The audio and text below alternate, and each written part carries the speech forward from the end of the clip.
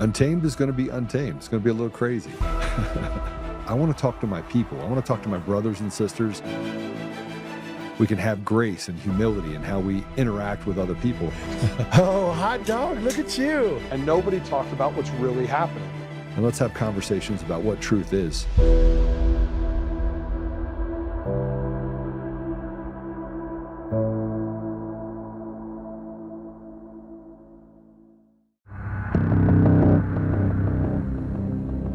The Clinton Foundation, Apax Partners, the Islamic Circle of North America, Osama bin Laden, Grameen America, Shore Bank. While all of these might seem as if they're random, unconnected entities, what if in fact they were all connected?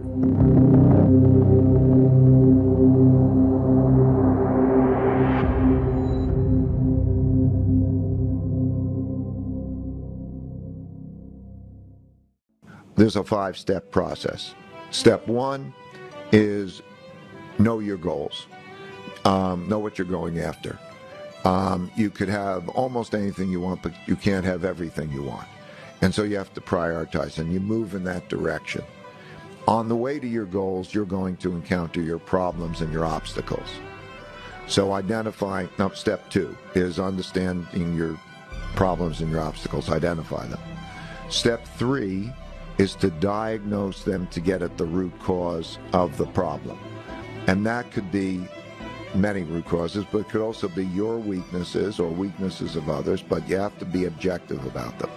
Once you diagnose them, then you go to step 4, which is to design a way to get around them. And then, after you have that design, you implement that design, so you have to follow through and do it.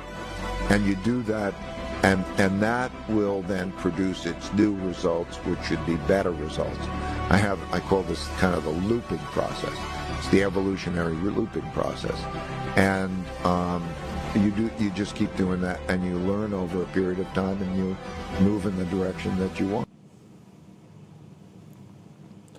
Hi, everyone. Welcome back. Patrick in the chair.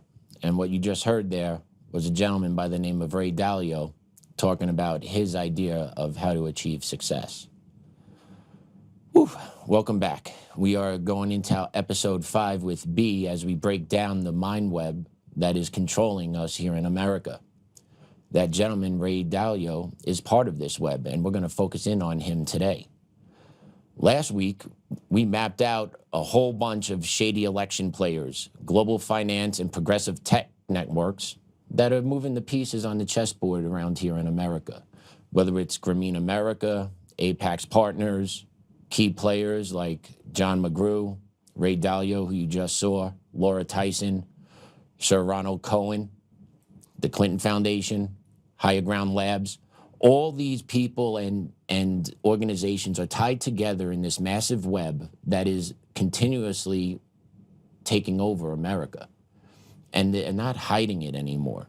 And what we have going on today is we got our man B joining us once again, and we're going to go in and we're going to dissect who Ray Dalio is, his connections, his end goal, right? Ray Dalio was the founder of Bridgewater Associates, right? One of the largest hedge funds ever exist, right? Billions and billions of dollars. What is his end goal here? And how is he tied? That's what we're here to discuss today. This gentleman and his ties to the mind web here in America. And with that, I want to welcome B back. B, welcome. Hey, Patrick, thanks for having me back, man. It was a good introduction to Ray Dalio and some of his network. We'll be seeing some familiar names today, of course, as we go on to the different nodes on the mind map, and we'll be changing up the format a little bit today. In reading a Substack article I actually wrote on some of Ray's connections, very seedy connections, might I say so myself, but that's for anyone's discretion to arrive at the end of this episode. So fair. Yeah, with that, I appreciate you for having me back, man. Thank you.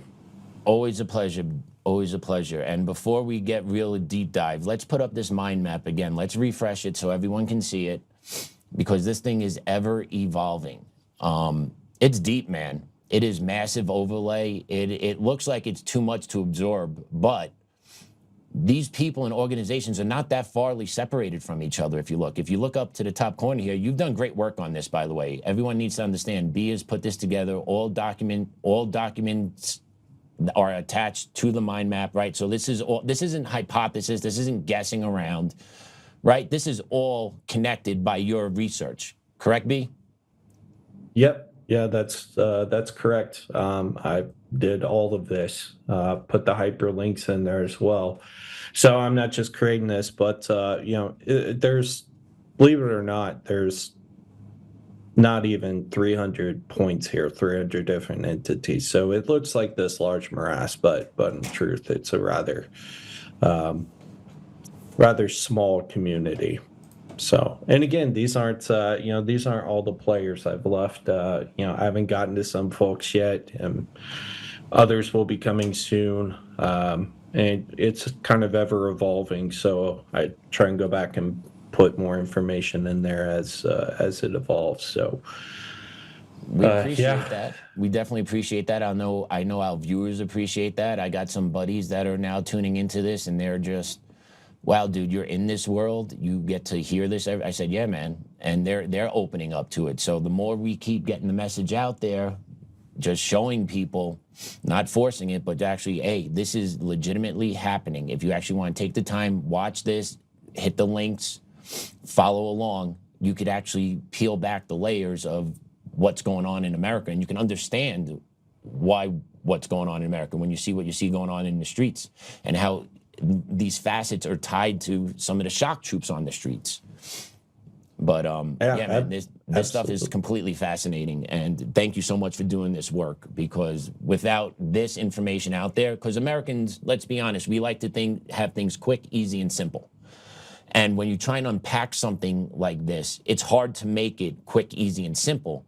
But given this visualization here, I think it gives the American people a glimpse of just, hey, this can be understood, and there are real players. We don't have to talk in the abstract.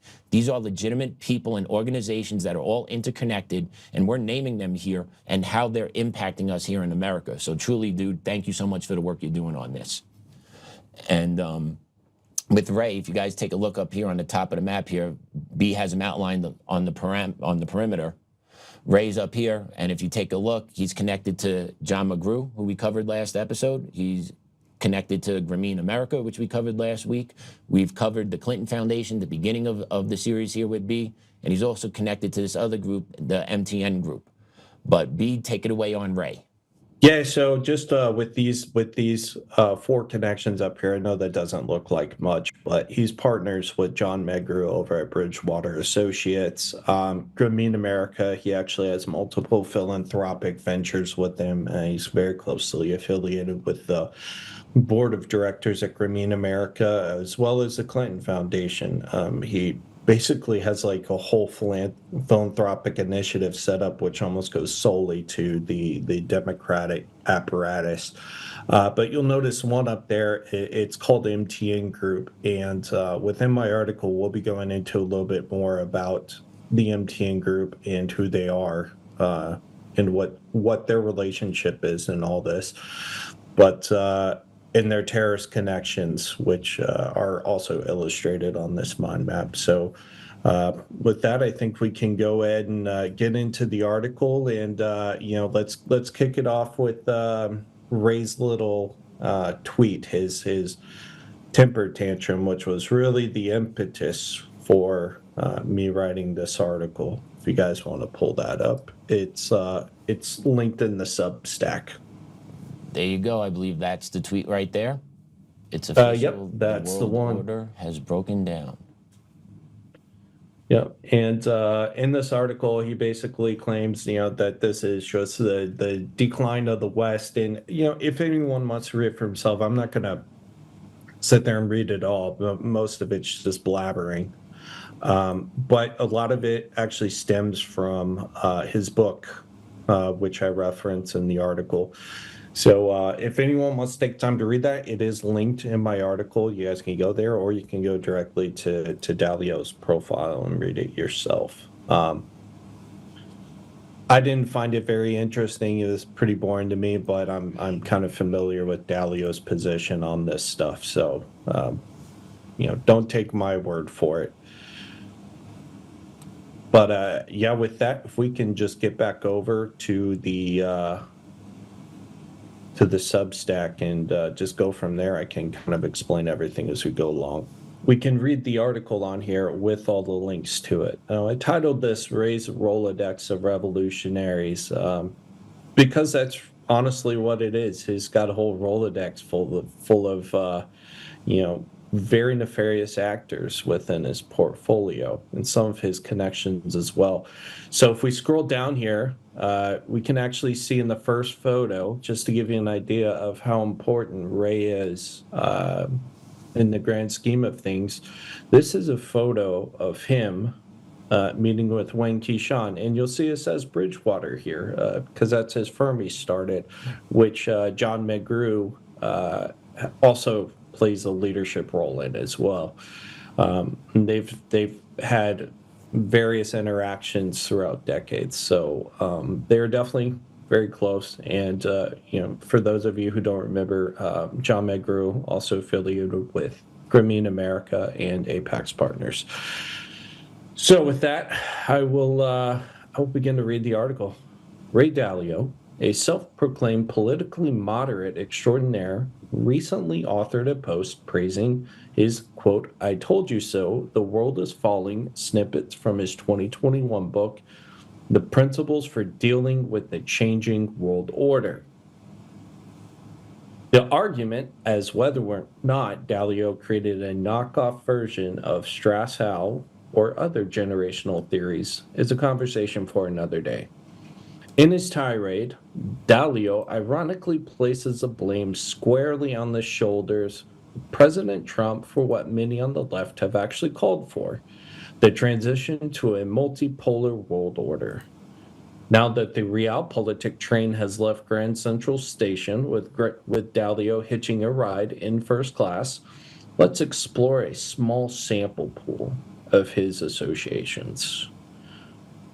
Editorial note: for the sake of brevity and due to the risk of information saturation, this article will explore only a few examples of some of Dalio's connections from the financial and ownership connections.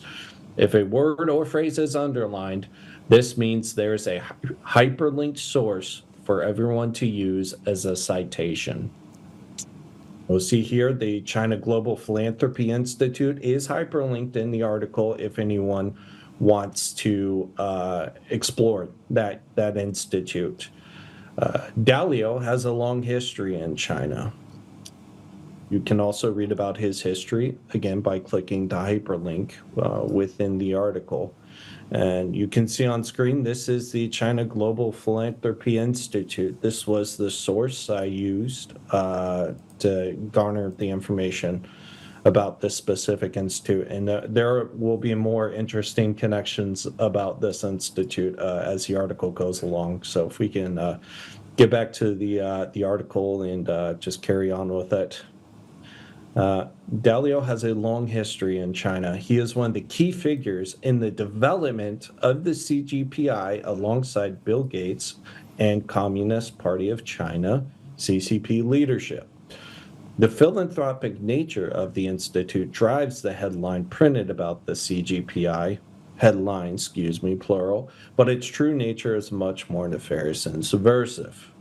Right around the same time as Gates and Dalio began to advise senior party officials, such as Ma Weiwei, the 12th National People's Congress, the NPC, from 2013 to 2018, began to revise how non-governmental organizations operate domestically and prepared recommendations for the 13th NPC. They began preparing recommendations for the 13th NPC. Now, these screenshots we see here, these images are from those directives. These are translated into English, transcribed in this case, Accordingly, the decisive push for the ONGO outside non-governmental organization law, a draft of which was first circulated for public comment in mid-2015, came from the National Security Commission, which was being advised by who? Dalio and Bill Gates. One among various high-powered organizations created at the CCP headquarters in 2013 and chaired personally by Z. This was despite the fact that more moderate pilot regulations on INGO management had been experimented with at the provincial level. The origin of the national law in top security circles explains why regulatory competence for INGOs was transferred from the Ministry of Civil Affairs, responsible for supervising the domestic third sector, to the NPS and lower level public security bureaus. With the enactment of the ONGO law, international nonprofit organizations are now formally overseen by police authorities, clearly indicating the securitization of China's policy towards international civil society. Now, mind you, all this transpired while Gates and Dalio were advising top-level CCP officials on ONGOs, on philanthropic organizations. We get even more clarification in the second screenshot here. The second image. What have received less attention are the carrots being offered to civil society. These come in the form of high-level recognition and support for civil society as redefined by the party. In his analysis of the 19th Congress report, Wang Zinyao, Dean of the China Philanthropy Research Institute at Beijing Normal University and a former Ministry of Civil Affairs official, was heartened that the report recognized the role of social organizations, the party's term for civil society organizations, and their role in building social governance and socialist consultative democracy. These concepts call for civil society to play a consultative role in strengthening community self-governance and mechanisms for resolving social tensions, with the precondition that this consultation happens under the party's leadership. In addition, the 2016 charity law and other regulations, which open up opportunities for public fundraising, charitable trusts, and government contracting, are providing a large infusion of domestic financing to qualified civil society organizations.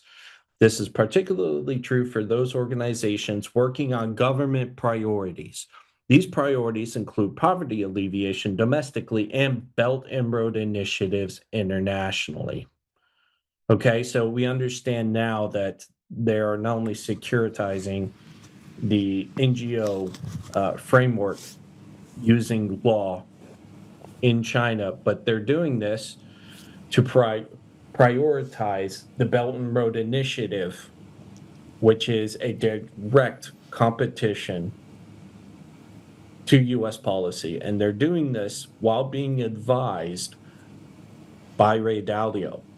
All right, so we understand this connection here. Now we go down here, we can also see from the China Research Center how they redefine civil society. Civil society. While many praise the proposed economic reform measures, Chapter 13 of the resolution contains language that is innovative and even revolutionary in the context of CCP leaders who see any call related to expanding civil society as subversive and an evil plan cooked in the hallways of the U.S. State Department and bunkers of the Pentagon. This part of the resolution does begin by saying social governance reforms will be conducted under the leadership of CCP committees and government agencies at all levels.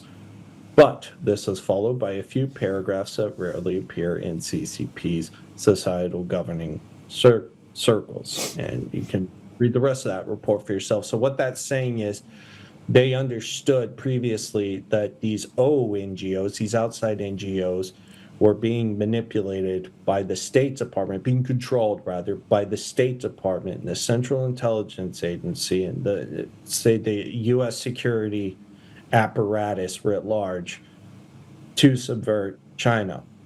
And now all of a sudden, Dalio comes along, starts consulting with senior leadership officials, while Dalio is also heavily invested in the NGO apparatus in China. And he goes in there, and all of a sudden they begin to change the way that they operate with these NGOs, begin to change how they monitor them, because they understand that these are national security risks now.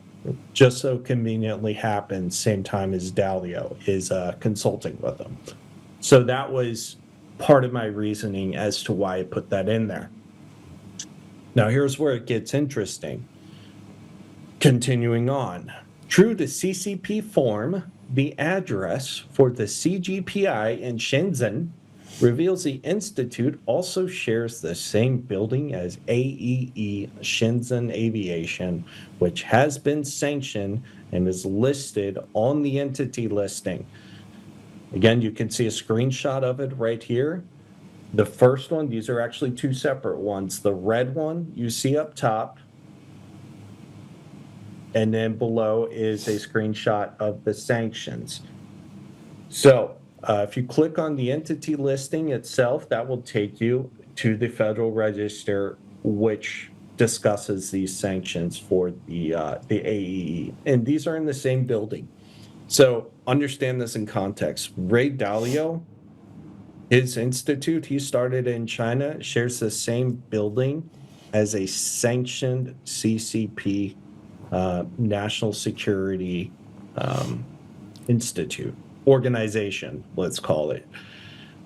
So that in itself should also raise some serious red flags about some of his interminglings occurring in China. But if we get back to the article, carrying on, we'll explore a little bit more of those relationships. So, Mr. Producer, if we could please scroll down a little bit, and let's get reading on this other paragraph. Dalio's interests in China aren't solely philanthropic. His firm, Bridgewater Associates, has been one of the leading investors in China under Dalio's leadership. Bridgewater's portfolio included a large stake in Alibaba. Yes, of course, going back there to John McGrew, you'll see his photo down there. Bridgewater's portfolio included a large stake in Alibaba, which owns Ant Financial. We'll get back to Ant Financial and their terrorist funding as this article continues. Another rather peculiar dynamic is the fact that Bridgewater's exit from the Chinese market coincided with Dalio's role at Bridgewater ending. Literally, almost as soon as Ray Dalio left Bridgewater, they completely exited the Chinese market. Okay? So rather interesting timing there. Bridgewater Associates also has a close professional relationship with Apax Partners. Again, we've talked about them ad nauseum on here before. A PE firm founded by progressive donor and Democrat Alan Patrikoff. Patrikoff has served previously with the Clinton and Obama administrations in various capacities. Also on the board is John McGrew, who is also the co-chairman of Grameen America and Bridges Ventures. As we can see, both McGrew and Apax are also affiliated with Bridges Ventures. And again, you can read this image of John McGrew's bio. And if we scroll down a little bit more, compliments of the company's house archives, we can actually see just how closely affiliated Bridges Ventures are with Apax. So again, carrying on, Apax Partners has a portfolio which dominates the progressive activist machine. We keep scrolling down a little bit more to get to that. And we've talked about Apax and this next character, frequently before. We did a whole show on him. Neville Roy Singham, who lives in Shanghai and actively operates on behalf of the CCP, created ThoughtWorks and sold it twice to Apax, not once, but twice, when they went public. ThoughtWorks is the machine which created NGP-VAN, the National Voter ID Database. And again, all of this stuff is hyperlinked in here. We can actually see this image from Apax's website of some of the services their clients provide through their portfolio. Salsa Labs, which is now known as Bonterra, and you have NGP-VAN. Action Kit and Mobilize, which are rolled up under NGP-VAN, are major tools which progressives use for organizing. This includes anything from campaigns to actual physical protests. As a matter of fact, Mobilize typically requires a login. Most of the organizations have their own unique login, which use it. However, I've been lucky enough to gain access through one particular organization which did not close the back door. Again, they just didn't have a login platform. Nothing illegal or nefarious in that regard. But as we can see here, this other screenshot is an actual excerpt. One of the very few times they'll actually use Wikipedia for something, but the information was probably the most concise here. It was all legitimate, but this just gives you an idea as to what these entities do. Quote, in the last 4 days of the 2020 United States elections, 551,000 volunteers worked more than 1 million shifts through the Mobilize platform, and the platform had been used by a total of more than 4 million volunteers. In late November 2020, Mobilize was acquired by EveryAction, the parent company of NGP-VAN. The price of the acquisition was not disclosed, and the platform continued to operate as a unit led by Johnson. Johnson left the company, the former boss, left the company in 2021 to join the Biden administration as the Deputy Chief of Staff of the Department of the Treasury. In November 2021, Apax Partners acquired Mobilize's parent, NGP-VAN, in a $2 billion deal. Apax created a subsidiary, Bonterra, to oversee the company.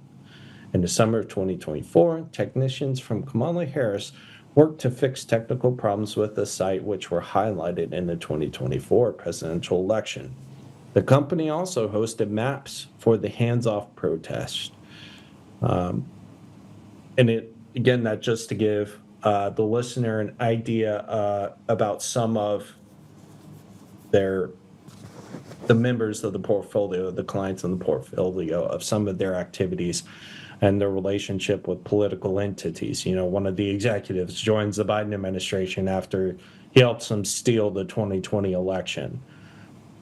Yeah. Carrying on.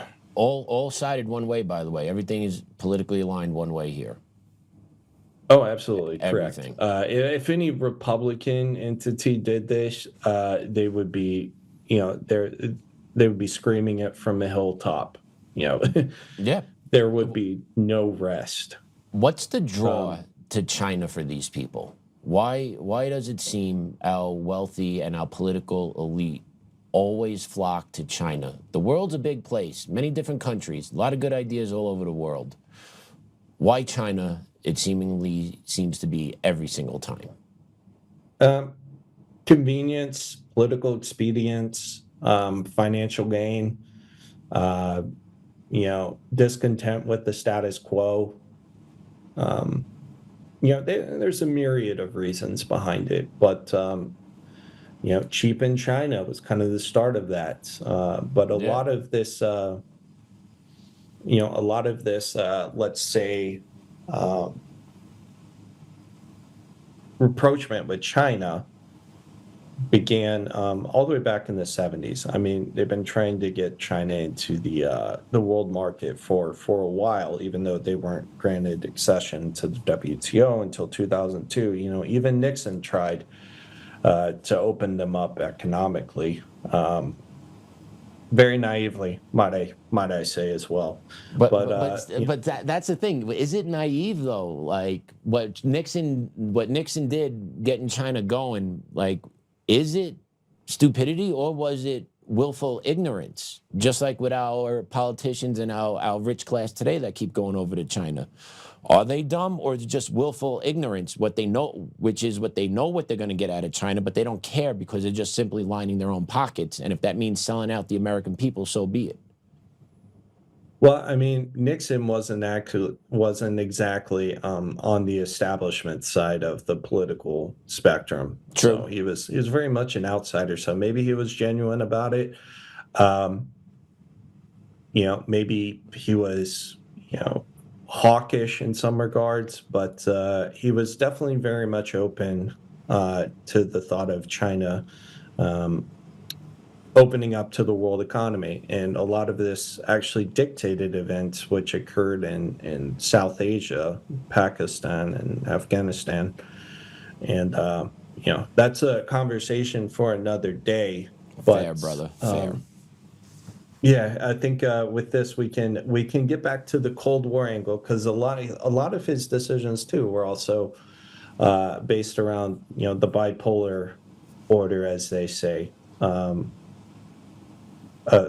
geopolitical environment of the Cold War. And with that, that's probably a perfect segue to get into Patricia Clarity. She was the first associate hired by Patrikoff and was even handpicked by Bill Clinton to lead the U.S. Russia Investment Fund after the end of the Cold War. And again, these are all linked. You can read this for yourself. Delta Capital Management, the firm born out of the U.S. Russia Investment Fund set up by President Bill Clinton's administration, has moved into a new phase on the back of Russia's stability to capture pickings from an unexploited market. Patricia Clarity, a founder of Apax Partners, has taken over from David Jones as chief executive after the board elected to have, quote, a more seasoned person, end quote, in charge. She was chosen by the former U.S. president to start the $444 million fund in 1995 while she was still working at Apax. So keep this in mind, that we were responsible for the economic redevelopment of post-Soviet Russia. We dumped hundreds of millions of, actually billions of dollars into Russia, and a lot of Western businessmen eventually stood up entities because it was cheap at the time. You know, after the Soviet Union had collapsed and they were just riddled with, you know, a ton of resources. So anyways, just to kind of explain that. So with that, we can kind of go on a little bit farther in the article and discuss some more of these connections. Dalio and Apax share another partner with an even more troublesome history than the CGPI. Grameen America is an offshoot of Grameen Bank, which was founded by Muhammad Yunus in Bangladesh. Grameen specializes in microfinance schemes, which has led to accusations of organ harvesting, again linked to the article in there. Within this same annual finance report, we can also see that Sir Ronald Cohen's Soros and Hamas-affiliated Portland Trust is also affiliated philanthropically to Grameen and Apax. Again, you see Grameen America right there, and just a few spots down, you'll see the Portland Trust as well. And this comes from Apax UK's charity documentation. So again, this is just another interconnected node. And the Portland Trust was responsible at one point for leading the Palestinian redevelopment. Now, this is another, you know, probably a whole nother show going into that and those connections, but it was ultimately a Portland Trust director, executive, who was linked to the funding of Hamas tunnels under the Gaza industrial estate. And this is an active, ongoing lawsuit. And the defendant in the case has actually absconded. He's on the lam. So A lot more to come in that. And again, we got to do a whole nother episode on that one probably. But again, as we continue going down, we'll see another image which describes a little bit in detail this relationship. Just talking about Grameen and Apax going back to 2009. And the fact that a senior member of Apax Partners serves on Grameen America's National Advisory Board. But again, everything's linked, source for yourself so you all can read it. So, well, if we can go back up a little bit, Mr. Producer, to the paragraph. All right. One initiative of Grameen was a creation of the Grameen Jamil Foundation. The organization, while presenting as a humanitarian cause, is named after Abdul Latif Jamil. Jamil family are prominent Saudi businessmen who were named in multiple terrorism lawsuits related to 9/11 after the DOJ announced the discovery of their name in the Golden Chain files in Bosnia. And again, we can go down, we can see excerpts from both lawsuits as well as articles. This image is actually an excerpt from a lawsuit which was filed against them. Quote, Saudi billionaire who helped build one of Britain's biggest car dealerships is being sued by the families of the victims of the September 11th attacks. Yusuf Jamil, whose family firm bought the British business Hartwell in 1990, is named in papers claiming more than $1 trillion in damages from defendants accused of helping to fund Osama bin Laden and his al-Qaeda network, end quote. You can read the rest of it again when you preview the article. So if we scroll down and keep reading the actual text of the article, we can go down a little bit. Another avenue in which Grameen has been accused of abetting terrorism comes through Yunus's associations with Jamaat-e-Islami, a jihadist group formed in 1941 by Maulana Maududi. Yunus conducted the 2024 Dhaka coup in a coalition with the JEI, which was then a banned political party at the time. The JEI has two militant branches, Lashkar-e-Taiba and Hizbul Mujahideen. Both these entities are sanctioned, and again, you can click on the link to find the sanctions, but for the sake of brevity and time, we'll just keep going. And you can see this is a screenshot and image of the actual sanction itself. 9/11 mastermind Khalid Sheikh Mohammed was arrested in Rawalpindi in 2003 at the home of a Jamaat leader. These terrorist organizations have multiple historical connections with al-Qaeda and the Taliban, but those will be the subject of another article. Believe it or not, these are not Grameen's and by extension Dalio's only connections to terrorism. And to that point, we've talked about a lot of these terrorist entities before, Patrick, and their relationships to ICNA, Sophia Farouk. These are all just the same beasts rearing their heads with a different mask on. So that's one thing to consider when looking at that map and those relationships. So if we continue on in the text, Grameen Phone is an offshoot of Grameen Bank and was founded by the Qadir brothers. The Qadir brothers, Iqbal and Kamal, one of whom is currently a senior fellow at Harvard's Kennedy School, created the architecture for Grameen Phone and built other entities such as Cellbazaar. The company now shares ownership with Telenor, a Norwegian telecom company which has its own fair share of connections to terrorism. The brothers also created, alongside Alibaba, CCP, and Ant Financial, and the Gates Foundation, a fintech application named Bcash. The app has been implicated in terror finance cases as supporting the Islamic State. Again, sources are included in the hyperlink. This is an image screenshot of one of those sources. And in there, you just read about the relationship, Bcash, and how they came to be.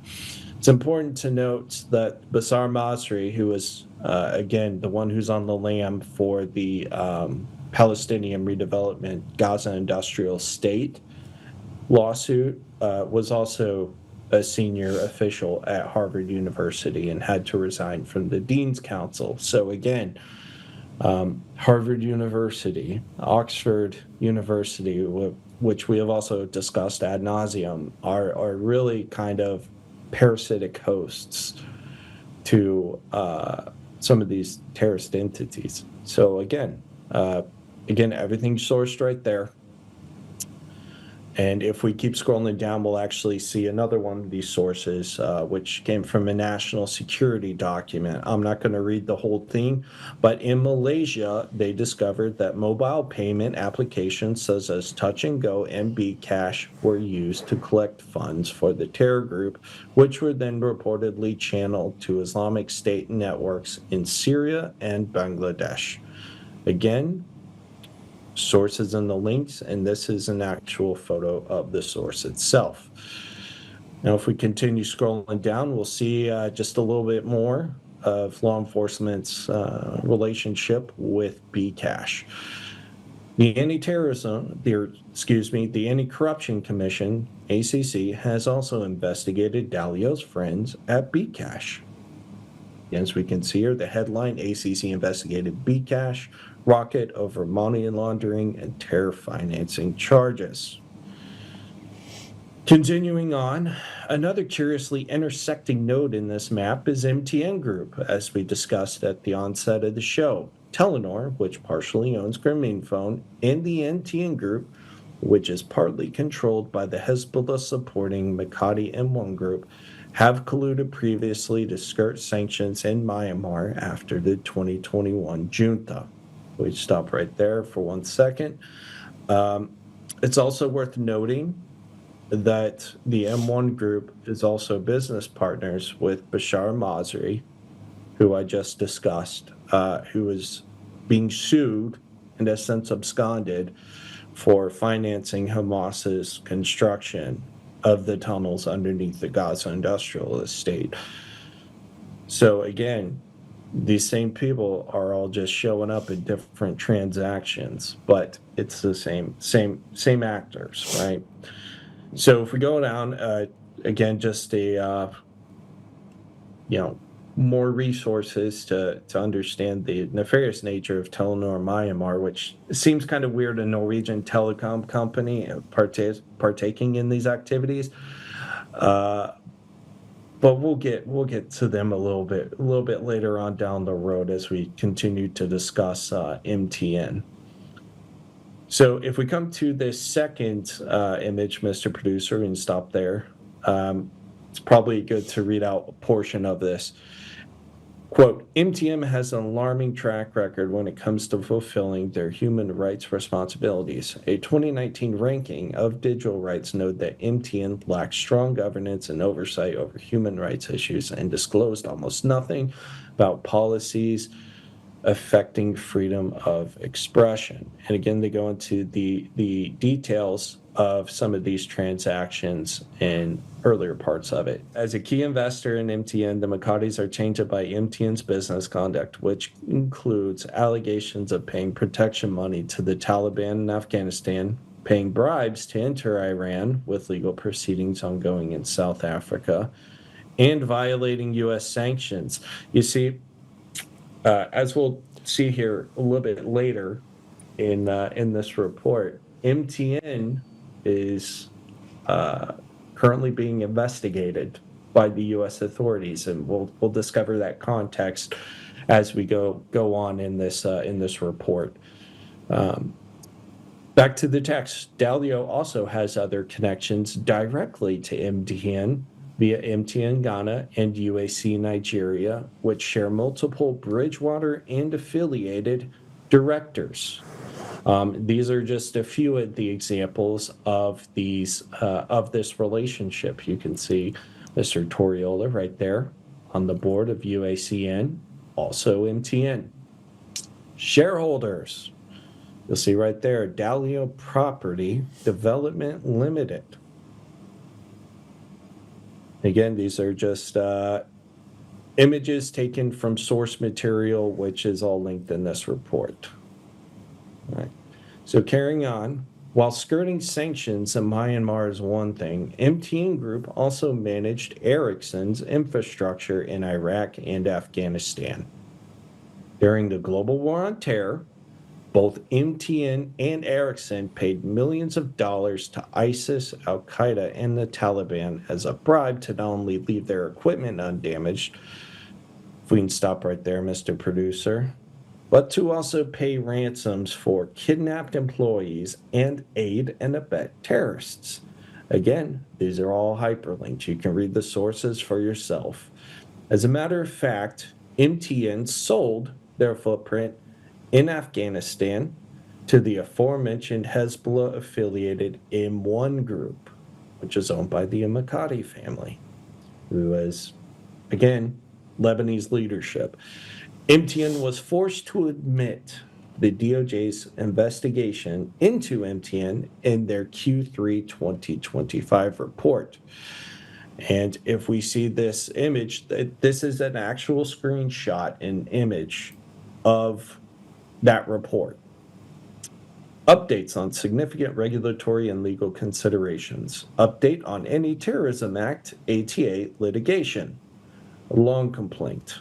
The long complaint was filed on 28 July 2023 on behalf of 4 additional plaintiffs who were not previously included in the other ATA cases and contains the same core allegations. MTN has filed its motion to dismiss Syria-related claims in the long complaint. On 25 September 2025, the court ruled in favor of MTN and dismissed the Syria-related claims. Not entirely, might I add, because they're also still being charged in Iraq and Afghanistan as well. The proceedings will, therefore, now continue only in relation to the claims that have not been dismissed, which primarily relate to MTN's former subsidiary in Afghanistan and its minority, non-controlling investment in Iran.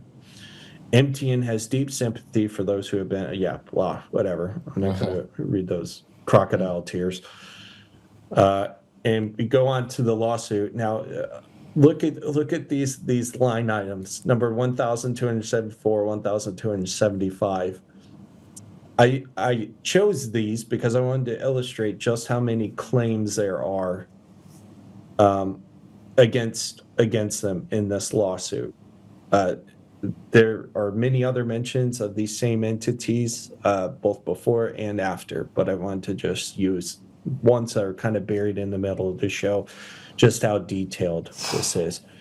So 1274, each of MTN Group, Iran Cell, Fatuma Neklo, and Irene Charnley, MTN Group, Iran Cell, specifically intended to grow the overall global market for illicit American manufactured mobile phones that were originally sold in the U.S. marketplace because they shared the goal of the conspiracy, which was to finance, arm, and logistically support Hezbollah, the Quds Force, and regular IRGC.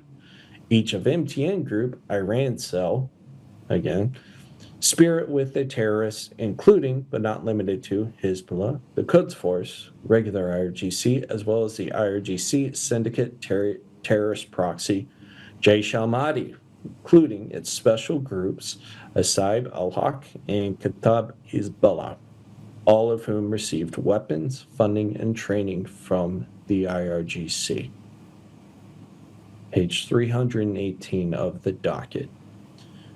Continuing on, as if that weren't enough, MTN also co-owns Iran Cell alongside the sanctioned Iran Electronics Industries and the Bonyad Mustazafan Foundation, which was created by the Ayatollah.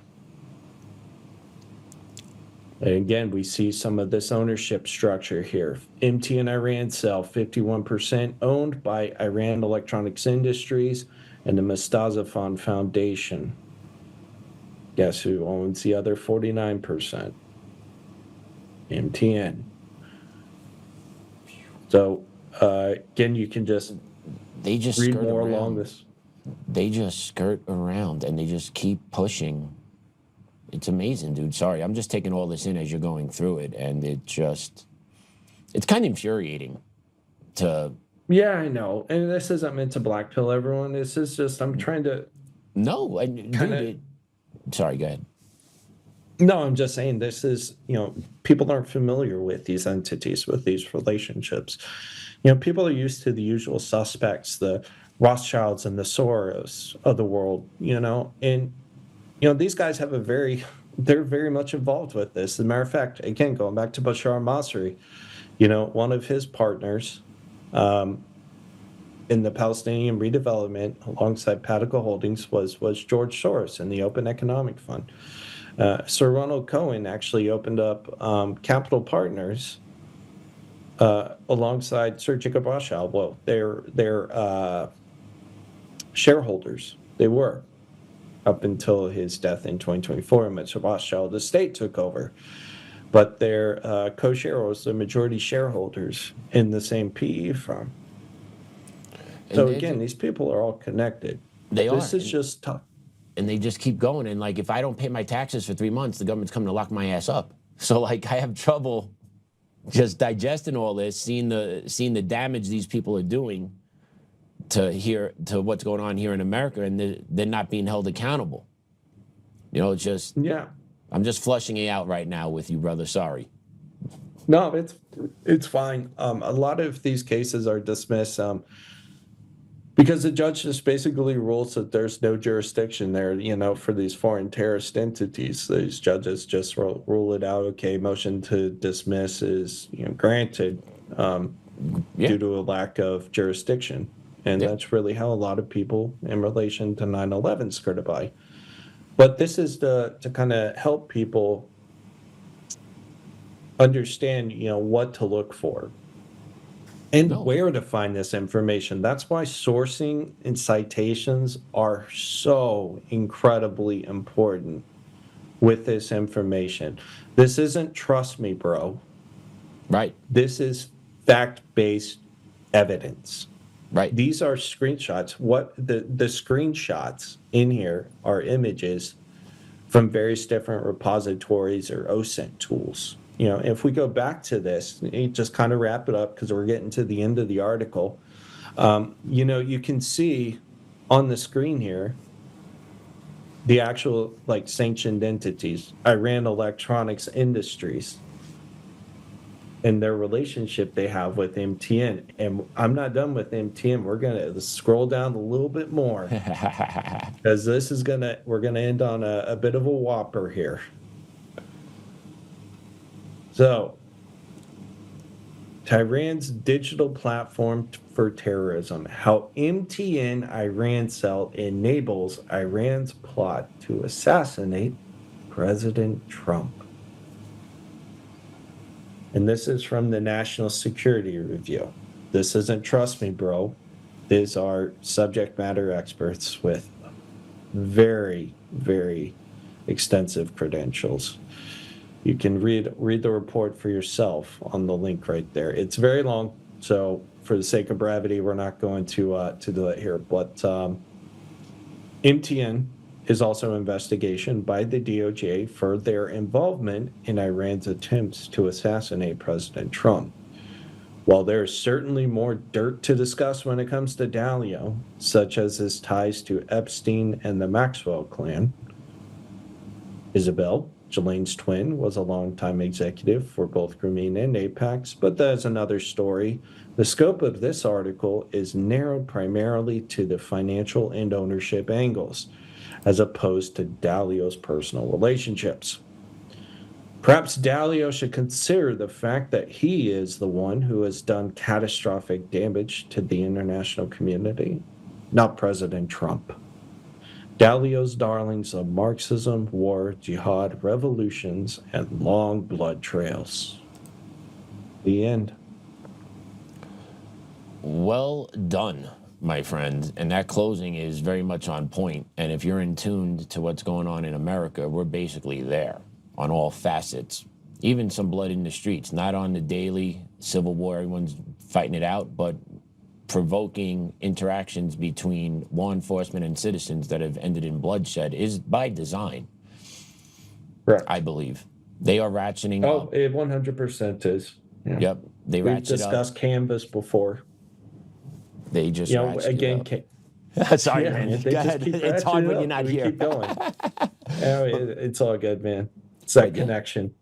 It is, man. And just thank you so much for putting this all together. I hope our viewers take the time to actually read this, look through it. We will post this article on our social sites so you guys could access the Substack and dig into it on your own, go through all those hyperlinks, because the documentation is important and it's going to take you multiple hours. So just be prepared, or multiple days. It's not just a quick, I'm going to read and digest. If you really fully want to understand it, it's going to take some time. Yeah, and again, also feel free to use the graph, which is publicly available. You know, anyone can use it. You can't manipulate it. Only I can do that. But use that as a tool. You know, I was able to bang this article out. I basically wrote this article from start to finish in about 3.5 hours, because I basically already had the sourcing done. I just had to construct it and link everything. But yeah, if you guys want to, just feel free to follow me on my Substack. It's just, the moniker's Dante, but it's at Scrivorium. That's SCRIVORIUM.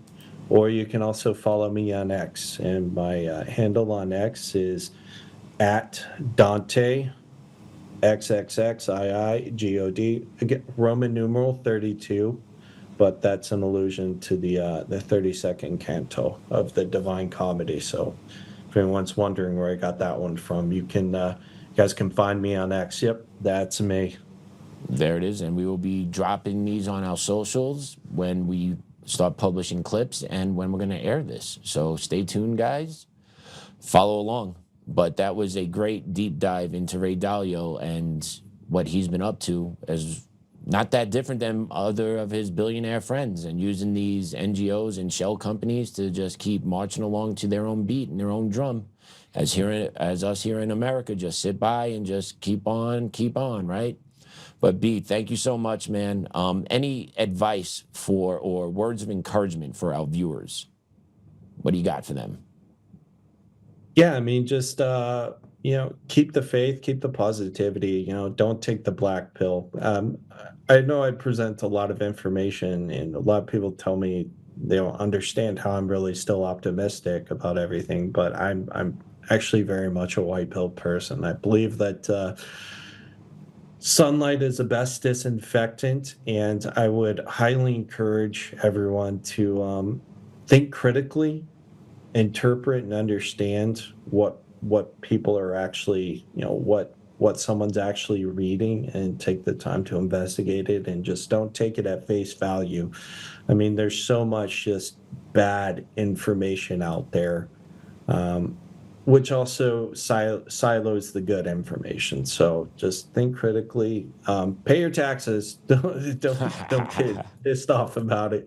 I mean, as much of a, kind of more on the libertarian side of things as I'm about it, it's important to, stay within the framework, color within the lines, which these people are exceptionally well balanced at doing, or well.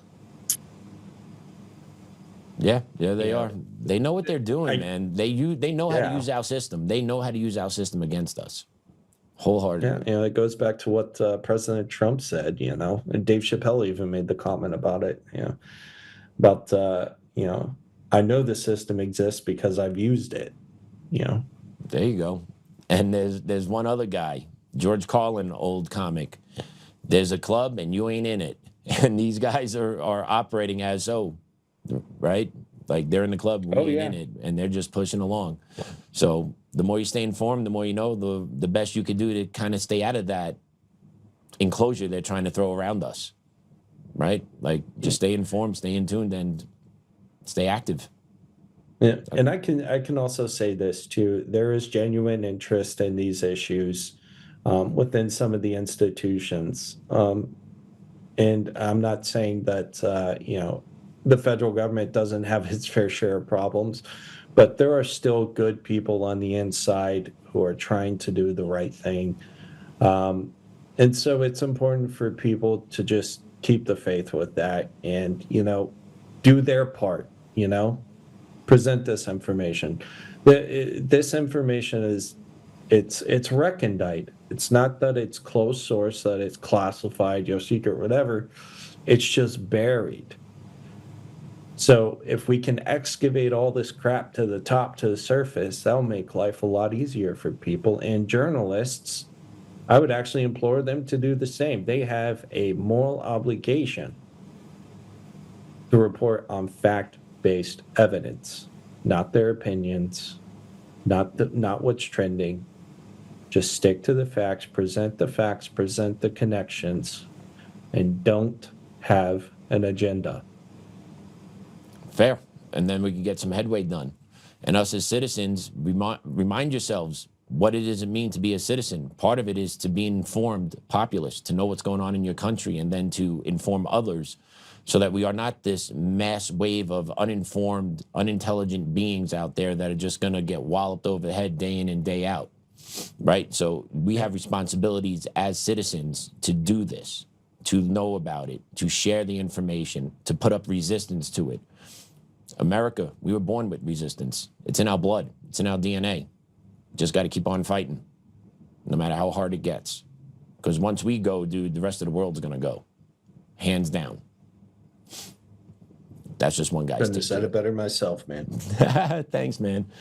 All right, guys. Thank you so much for tuning in. We will catch you next time. B, always a pleasure, dude. We'll be in touch. Until then, stay informed, everyone. Do your research. Be an active citizen. Have a good night.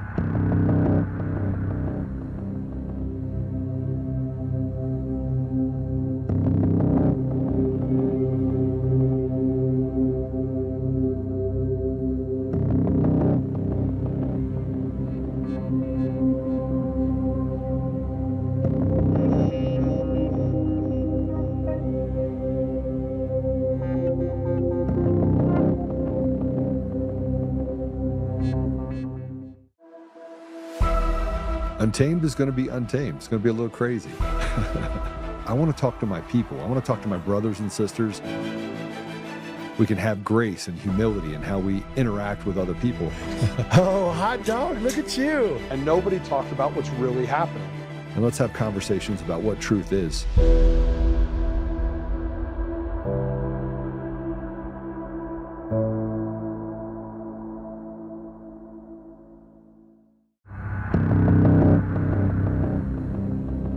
The Clinton Foundation, Apax Partners, the Islamic Circle of North America, Osama bin Laden, Grameen America, Shore Bank. While all of these might seem as if they're random, unconnected entities, what if in fact they were all connected?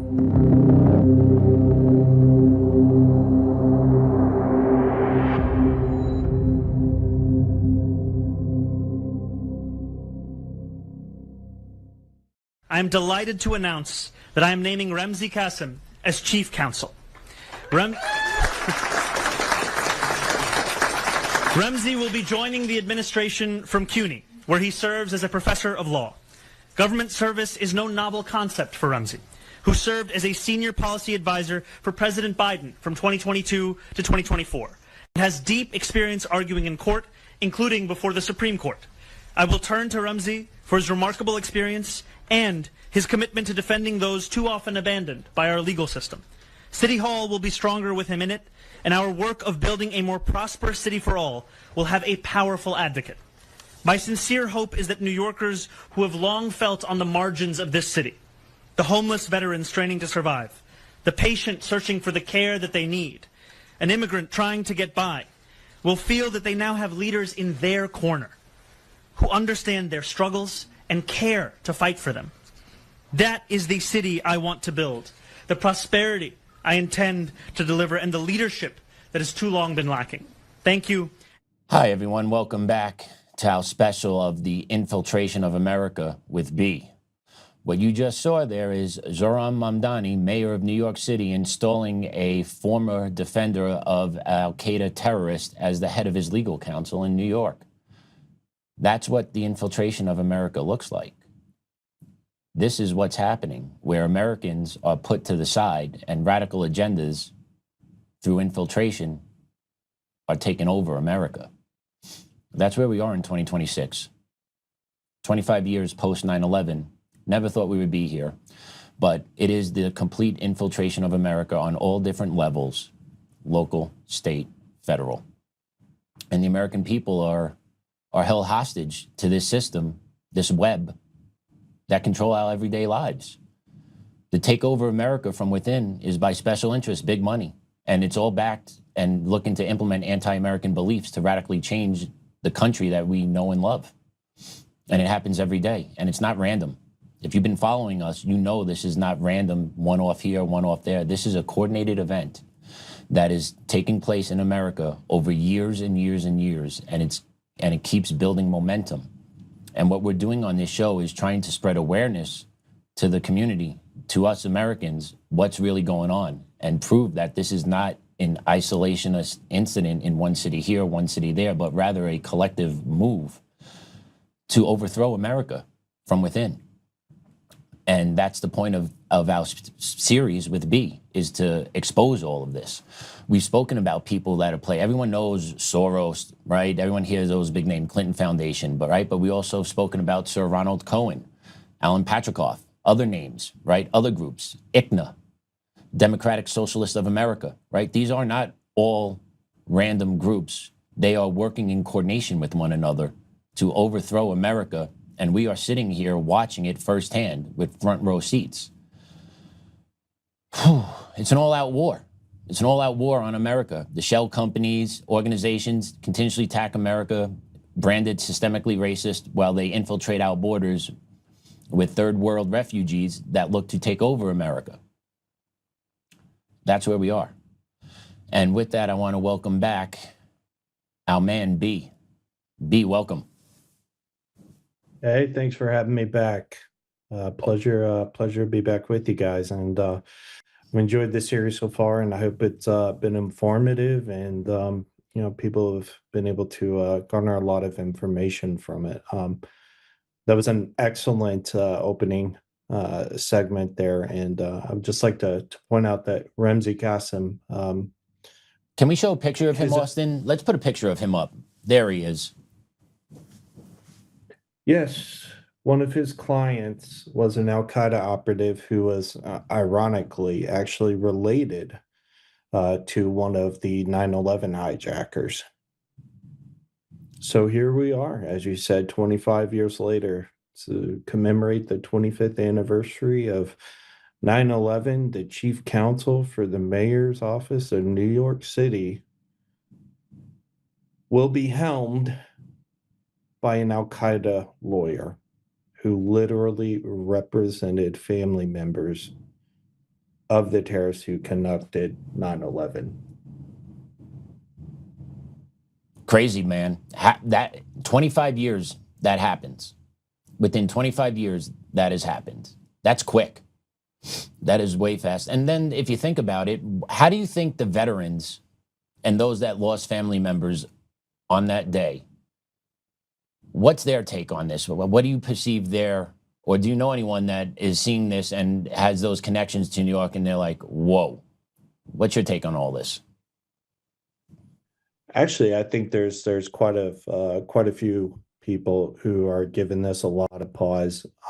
There's been quite a few veterans, particularly within the NYPD, which immediately following 9/11 had one of the best intelligence units for a law enforcement entity. The FBI actually went to them a lot of the time for these jihadist activities. And I think a lot of them, not just in the military, but within, civil service as well, are, becoming aware and growing more and more discomforted by what they're seeing. Yeah, they're growing discomforted, but what's being done about it, to me, is the real question, because everywhere I look, I see this now because I've become informed, right? Like, I'm working in the space, I meet with you, I do my own research when I have time. It doesn't seem like there's really any resistance to any of this occurring with the infiltration of America. It seems to be actually encouraged because there's money to be made. So what's the play here? Well, I think a lot of this goes to, what's everyone talking about? Where's their attention span? What's making the headlines? What's trending on social media? And the fact of the matter is this is just very recondite information. It's not sexy. It's not appealing. It doesn't have this grandiose headline with just one or two or even three of these connections. Really, it doesn't become this, just massive drop of information until you really start to connect dozens of these nodes and see how they intersect. You could say it's analogous to a blob, as Mike Benz would say, but I tend to think it's a bit more anarchic than that, and that it's just it's a network. And the number one rule of the network is you don't talk about the network, and I think really that's where we're at right now. And speaking of the network, let's pop on the network on the screen so our viewers can see what you've been working on here. This thing is massive, has definitely grown since the last time we have spoken. A lot more interconnections here. And today what we're going to be honing in on is right here we have Ramzi Kassem, right? And there's his connection to Zohran Mamdani, and then his connection right along into al-Qaeda. And this is infiltrated New York City at its finest. And if you paid attention to Mamdani's rhetoric, political policies, I don't know what you want to call it, but he seems to be going after the white tax base of New York City. Is he not? No, he certainly is, and it's kind of peculiar. He picked someone from CUNY, and CUNY has a very extensive history with Marxism. Fun fact, I'm a product of the CUNY system in New York, the City University of New York. I went to Queens College. So I am very familiar with the teachings that come out of that branch. So yeah, they are extremely hardcore leftists in New York City, in the education system, especially Queens College, especially the CUNY system, right? There's multiple schools that operate within the CUNY system. Brooklyn College is another one, College of Staten Island, right? It's the colleges within the boroughs of New York City. Sorry, just keep going. A little fun fact about CUNY for you. I mean, sometimes anecdotal is the best way to really drive home a point. So that's rather interesting. So you've seen it firsthand, you understand it. But yeah, it's no coincidence that he goes from being a third production assistant on his mother's movie set about an African chess player in Uganda to being mayor of the city which hosts Wall Street, which is the financial hub of the United States, as well as very powerful entities like the SEC, the SDNY, and the EDNY. So and it's he didn't amazing. get there himself. No, he's rich too, and he preaches these Marxist socialist garbage. It's fascinating to watch. It really blows my mind when you watch people of privilege that are actually wealthy, that actually have the ability to get things done for them by picking up the phone. It's remarkable to watch those people talk about the injustices of the communities that they're supposedly trying to serve. Because they've made their living in the capitalist society, and now they're just destroying the capitalist society to push a socialist agenda, and then you get the useful idiots down low that listen to this.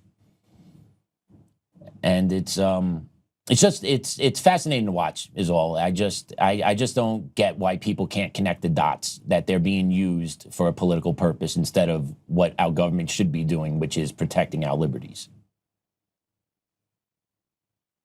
I couldn't agree with you more. He goes from, penthouses and castles to the Gracie Mansion, and yet he has the proclivity, shall I say, to think that he can lecture normal people, blue collar workers, even on their lifestyle, their economic choices, how they should live, where their tax dollars should go.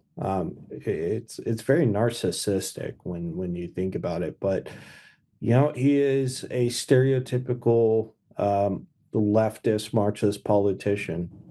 He checks all the boxes, and a lot of that has to do with with his father as well, who we have discussed probably ad nauseum at this point on this particular series. So with Grameen America, I implore all of your viewers to go back and watch that in regards to Grameen America and Mamdani and their ties to al-Qaeda and the Taliban and the Clinton Foundation, etc. So that was a very informative program we did within the series on that. So it's a good refresher. Yeah, and if our viewers take a look real quick, I'm just hovering over Grameen America now on our mind map, and you can just see the connections that they have here. Grameen Phone, Ray Dalio, which we did a special episode on him alone. John McGrew, Isabel Maxwell, Zohran Mamdani, right? They're part of the web. And then if you go to Mamdani takes you to Kassem, right? So it's all interconnected by one or two nodes. And they're just eroding away at our liberties, pushing their Marxist agenda into full effect. And Mamdani, I must say, he's good at it because he's silky smooth. He's good with his language. He carries himself well. He's a good-looking Middle Eastern man, right? So, he checks a lot of the boxes that make him appealing to Americans. Very much like Obama. And we know the damage that Obama did to America with his smooth talk. I feel Mamdani kind of has the same gift. I hate to say it, but he has the same gift of having the ability to sell bullshit because of how smart he sounds.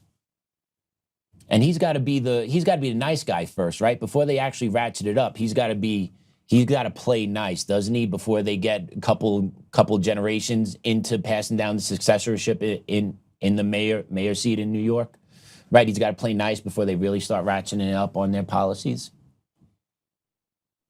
I don't think it's playing nice. I think it's people become attuned to what they really are. And in Mamdani's case, I would argue he is far less intellectually capable than Barack Obama, whose mother had a very strong hand in his political formation as well, from a personality standpoint. And he grew up in that whole network as well, probably more entrenched than Mamdani was. But Mamdani, he's went to Bowdoin, which has quite a few connections to our national security apparatus as well. He openly discussed his time with the Muslim Brotherhood, etc. And I think really who was probably largely responsible the most for his political upbringing would actually be the guy whose campaign he first served on when he was 23 years old, fresh out of uni. And that is Ali Najmi, who we will be discussing today. And let's talk about Ali. Perfect segue. Go into it, brother.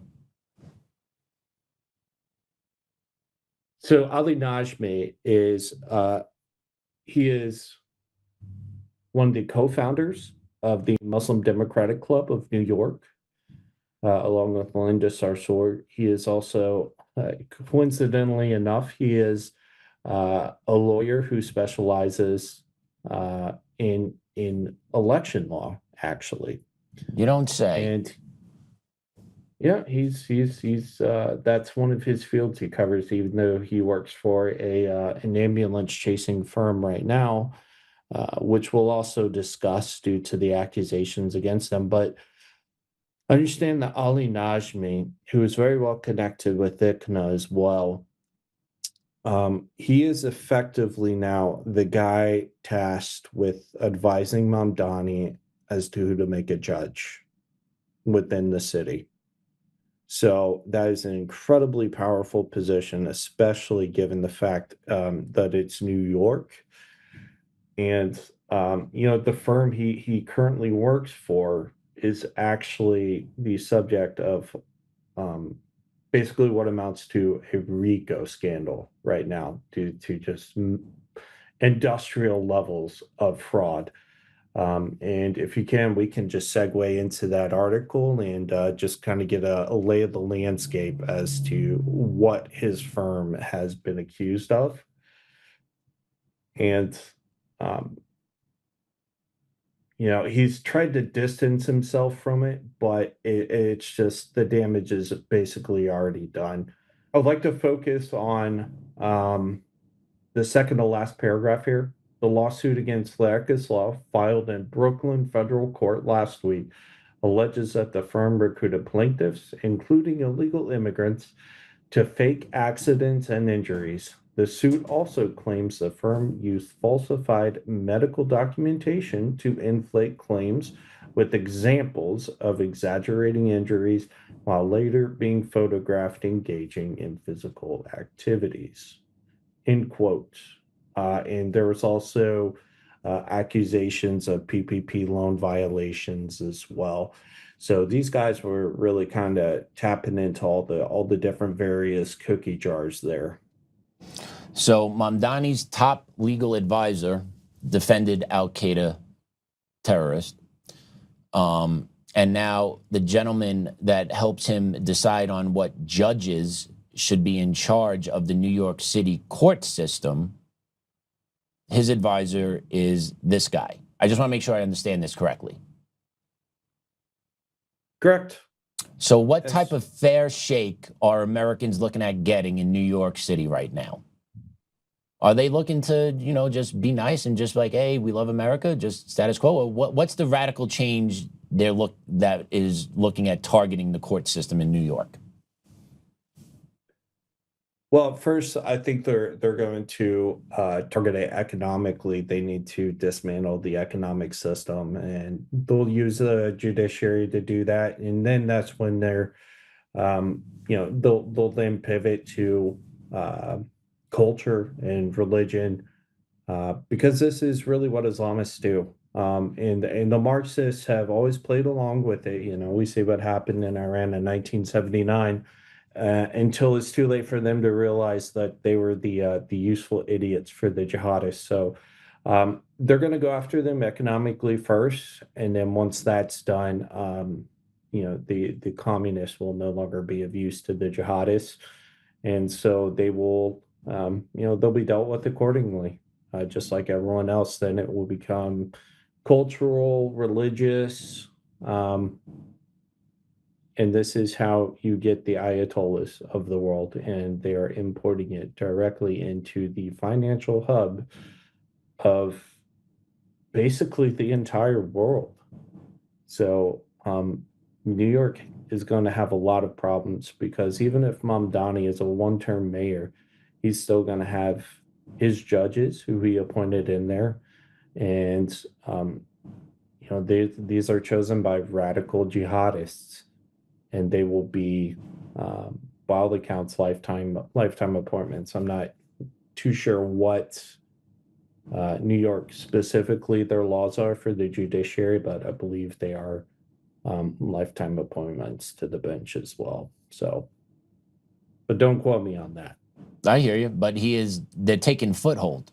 They're taking a huge foothold in New York City. That's a major, that's a sign of war. I don't know what it needs for the American people to wake up, to realize, you got this going on. You got the call to prayer being played in New York City now. I don't know if you've seen any videos of this or not, but mosques have been emboldened now because of the election of their Muslim mayor to start prompting their call to prayer throughout New York City communities 5 times a day. That's just the shot across the bow of we're imposing our culture, we're imposing our will. They've started to do their public gatherings for prayer as well. And then you get the leftists, the commies in New York City, the regular folks like, oh, this is normal, this is great. this is great. They have no idea what they're talking about, do they? Well, I would think probably the majority of the far leftists in New York are transplants. They immigrated from somewhere else to New York, and they took their policies with them. I think there are a lot of native New Yorkers who are absolutely pissed off at this. I think a lot of eyes are going to be open. I would not be surprised to see a lot of retirements of judges and public officials within the coming months or year, just to again be replaced by Mamdani's picks. Well, But the people who control Mamdani to pick, who will replace those judges on those benches. And did we see something very similar to this when Obama came into office, where once he came in, there was resignations by federal judges across the board, and then he was then able to start stacking the courts during his 2 terms? Or am I misremembering this? No, that's precisely what he did. And we're feeling those repercussions now, which is 15, 16 years after his terms have been over. So just multiply that out in New York City now, and that city is going to be a lost cause. Because you can't rectify, if you have injustices and you need to go to the courts to rectify it, but the courts are going to be stacked with those that align with Marxist principles, you're never going to get a fair hearing. And then the court system is hijacked. Right. No, you're absolutely right. And I think that's why people need to be paying attention closely to a lot of the litigation which is out there right now, such as the Masri lawsuit, Bashar Masri, which we'll be discussing now. Take that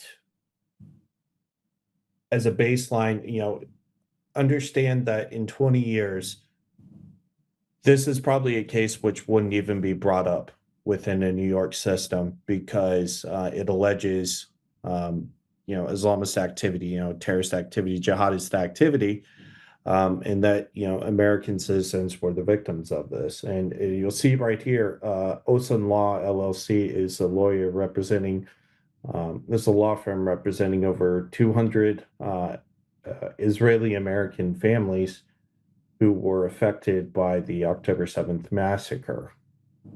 And I think a lot of those points that they made out in their very, very voluminous lawsuit, it's almost 200 pages, actually, just the initial complaint. Can we flash that lawsuit, Austin? Can we let's show that lawsuit to the folks.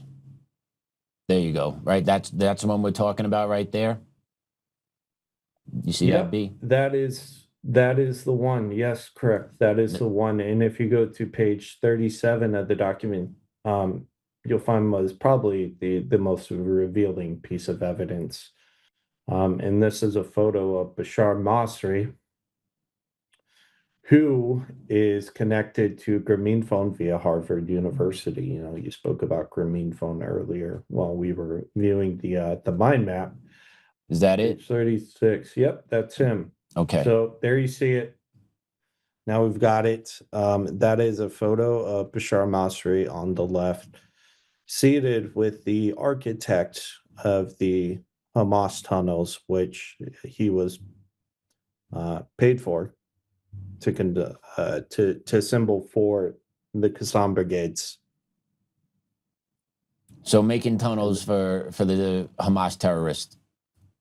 Correct. And this isn't a new revelation. If you go, throughout the rest of the filings, you'll find instances of them knowing that Hamas was using Bashar Masri's facilities, his properties, going even all the way back to 2018 when they began to discover the Hamas tunnels. I mean, the original tunnels were literally built under his properties, which he would use to host both Hamas and Hezbollah officials. People like Yahya Sinwar would visit there.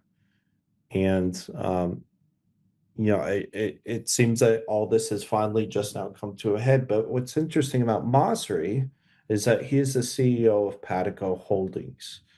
And effectively what this does, we're going to take it a little bit back. The short of it is that Masri, who built the Hamas tunnels under the Gaza industrial estate, was also largely responsible for the reconstruction and the redevelopment of Palestine. And he was a part of a Palestinian governance program, which was actually approved of by the Biden administration, which was going to oversee the redevelopment of Gaza. And with that, if we can go and we can take a look at his partners, if we go to the Master International website, because he is, not only is he, the boss over at Patico Holdings, but he also created Master International. And with here, we can kind of see, who some of his partners are. You have the Qatari Royal Trust there.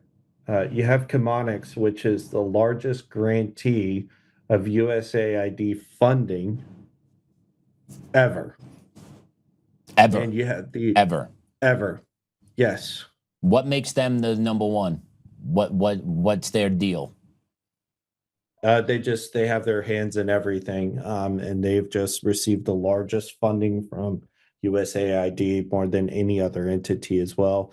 And you'll see this U.S. International Finance Corporation, Development Finance Corporation. Bashar Masri actually sat on the board of that for 3 years. And again, you'll see directly below him, who is that? Soros. There you go. George Soros. And then in true twist of irony, you have Conan Nagel there, who are actual Nazis. They actually developed some of the systems which transported victims of the Holocaust. But these were the guys who were tasked with rebuilding Gaza. They were going to be the guys in charge of this redevelopment effort, and at the helm of this was a guy named Samir Hulile. Now, why is he interesting? Well, it's because Samir Hulile worked for the Ramallah branch of the Portland Trust. Good old Portland Trust. Good old Portland Trust. Correct. Yes, sir, that is him. Now, why does Portland Trust matter? Well, it's because it was created by Apax Partners co-founder, Sir Ronald Cohen. Sound familiar? They all run together. Again, we implore your audience, go back and listen to those older episodes. But if we go down to the Portland Trust website, they openly state their plans. I mean, they illustrate everything. We're looking at their current projects, right? Is that the one we want? Well, we could do current projects, and there's also their blueprints for Palestine. Got that too here, buddy. I got you both. Yeah. Okay. So if we go here to the blueprint for Palestine, since we're on it right now, just one moment. We can see a lot of the activities which they basically have spent billions in tens of billions actually in investing. And again, this was a plan which was approved under Biden. Just with this alone, 3 billion annual GDP by 2030 was their projection. With these redevelopment plans. And if you go into the project, you'll see both current projects and landmark projects. You really start to get a taste of just how scaled all this was. Gaza, UK Palestinian Tech Hub, acceleration of the Palestinian tech ecosystem, pensions, yeah. There you are. Where's their funding coming from? So a lot of it actually comes from the U.S. government. Oh, you mean as well us?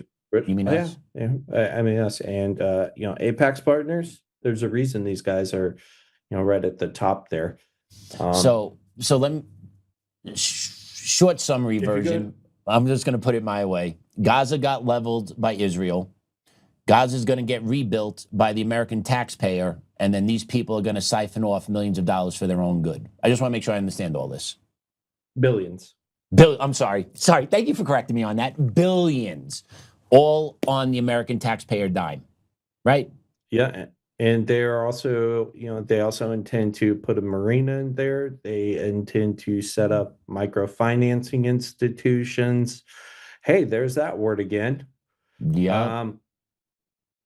And they even want to build a marina there. And with this too, they'll also be able to really tap into the LNG shipments, which are coming out of the Levantine Basin, which only recently, it was 2019, where they began to extract and begin ship their LNG shipments, and that too is off the coast of Gaza as well. So with all this redevelopment of the planning of the redevelopment of Gaza, who's actually going to live there?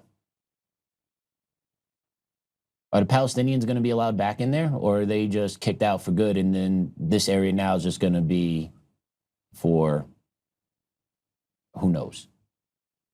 So the thing about the Palestinians is nobody wants them anywhere. They've tried Right. relocation to Egypt, that didn't work. They've tried relocating Gaza, that didn't work. Saddam Hussein was even in negotiations to do a large Palestinian resettlement in Iraq. His son Kudai actually visited Israel multiple times as a delegation for this. The Guardian actually wrote a really, really interesting article on it discussing this. And again, that didn't happen. So chances are they'll probably stay there. They'll probably end up, getting a piece of the pie. But it's going to become, the case of the revolution, the useful idiots who wins after, the rebuilding is done. In this case, it's quite literally a complete rebuild of the system. And whoever controls that will dictate, what the demographics look like. Some people would say, oh, well, Israel wants to go in there as part of the Greater Israel Project, or the Palestinians want to go in there so they can, use that as new economic hub to push against Israel. So I really think it's just a different phase in the continuity of a very long conflict. I don't think we'll ever see it resolved in our lifetime, truly. But you never know, because the landscape for everything's really changing, and it's changing fast. I hear you. I'm sitting here. I'm sorry. Go ahead. No, I was just saying I'm always reminded of the average generation lasts 80 years. Well, we're only one generation and a half removed from the first powered flight, which only lasted 12 seconds in a freaking paper and cloth plane. Now we're having reusable rockets land that can send people to Mars, and we're only 120 years removed from that. Well, 1903, so 123. So think of where we'll be in another 50 years, especially at this rate of progression. And with all of this, all these plans that they have for Gaza and all these redevelopments, these are going to change as well. And some will become far more lucrative than some of the current plans they have right now. So I think what even they have proposed right now is probably just more of a result of bureaucracy and wishful thinking. because reality gets a say in everything. And I think, that goes to your point, who's going to control Palestine afterwards? Well, that's going to be just, another dimension of this, ongoing conflict. So I think it'll transition from the streets. If they rebuild it, it'll transition from the streets into boardrooms. Gotcha. But when I'm sitting here and I'm hearing you discuss this, and I'm just thinking, we didn't do anything to Gaza directly. I don't believe we dropped the bombs. I don't believe we leveled them. But at the end of the day, the American taxpayer is the one that's going to be footing the bill. And then these Muslim extremists are going to be siphoning off billions of dollars for themselves on the back end of it. Kind of makes me pissed. It infuriates me. Is Israel paying for any of this also, or is this just all American capital that somehow became our issue to go fix it? Well, I mean, a lot of this came from the UN as well, which the UNRWA is a whole new Marbitar, that whole scheme, the jihadist infiltration there into the UN. So no, it's not just the U.S., but the bulk of it is coming from U.S. taxpayer dollars, and you can tell by who was involved with Massa International. Just look at the names. Yeah. Yep. I know Literally, what you're saying. U.S. International Development Finance Corporation. Chemonics. I implore anyone to go inside the federal procurement system and just query Chemonics, and you'll see just how many billions and billions and billions of dollars they've gotten in USAID contracts. So just another example of people who really don't care about the American person. No one cares. No one cares about the money. It comes out of our pockets. We're the ones that are going to see the inflation from it, right? We lose resources when money goes elsewhere. That's the long and short of it, right? The pot's only so big, and when more and more of that pot goes elsewhere, there's less and less for the pot for the people here. And this is all is this not by design, just to bust out possibly the economic structure of America while enriching themselves before the collapse? Oh, certainly. I mean, that's certainly an argument one could make. And I think, part of this is also steeped in, the public's perception of, say like these forever wars, oil wars, whatever you want to call it. I would argue that those have now been, that model of fighting a war against, using conventional force to fight an asymmetrical force such as the jihadists, the mujahideen, whatever, al-Qaeda. I would say that model is largely, been exposed as a failure now. There's no more justification for forever wars. So I think they got what they could out of it, in particular, the Bush family, the Cheneys. And now I think we're going to see some of the leftists adopting some of like those same foreign policy, habits, that we have to, intervene here, a little bit of intervention here. I think we're probably going to see a lot more justification of intervention coming from the left than we probably have ever seen before, because again, they're it's anti-Trump, because he's doing these very concise campaigns. He's Venezuela within a couple hours. He hasn't committed a full force to Iran. I would argue he's actually been very successful so far in taking out the Iranian regime, which does not represent the Iranian people, the Persian people. There's a reason the IRGC flag is written in Arabic as opposed to Persian. So just some food for thought. No, it's all good. It's all good. And then you brought up Iran, so I'm just going to ask this one. Are we going to pay to rebuild Iran also after we just bomb the shit out of them? Is that also going to be coming on the American taxpayer dime? We pay for the war and then we pay to rebuild after the war? That's kind of how it goes, isn't it? So I wouldn't really compare Iran to Palestine. Iran's pretty much a lot of their infrastructure is still intact, and they also have a crap ton of heavy crude there as well. Um, don't get me started on the refinement process and how that works for it. Who's going to benefit from that? I think that's a whole nother discussion. But a lot of Iran's infrastructure is still largely intact. I mean, they could literally probably get the internet back online within a few weeks, if that.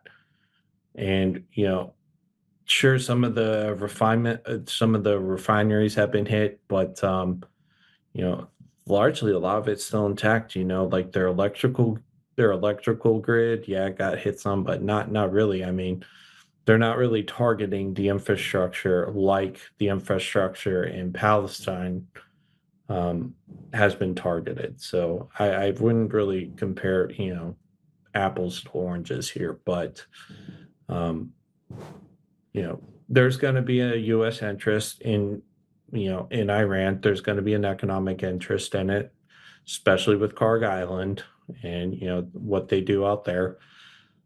So again, what we plan for right now is not going to be what will happen in the future. So I mean, there's about a million different possibilities this could go.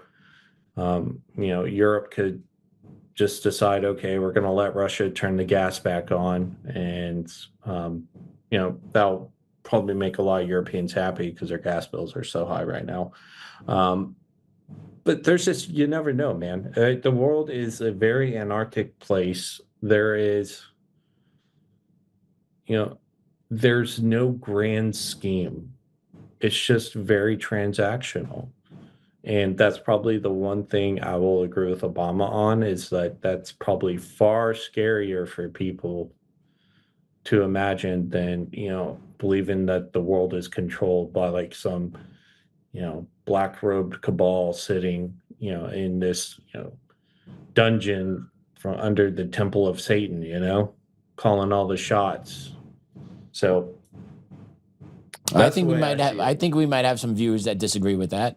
I think there would be some people that'd be like, nope, there is a room of black coat, cloak, dagger people in the sin underneath ground worship. I guarantee there's people that believe that. I didn't believe that up until about 2 years ago, but I believe there are definitely puppeteers behind the scenes. There is no way our leaders are this stupid and this inept to get us into the positions we're in. There's no way. A lot of them are compromised, and right. So who compromises them? Who's got them compromised? Puppeteers. But what I'm saying is these puppeteers, they're not some just obscure kind of face. They're you can find them in the Edgar database.